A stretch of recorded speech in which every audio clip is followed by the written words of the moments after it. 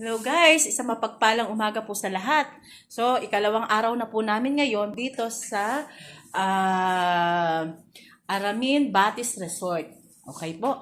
Alam niyo po ba, magkakasama sa kwarto ay kami-kami. Ayan, si Tita Jem. Hello. Wait po. Morning. Wait po. Si Tita Jem. Ay, ako.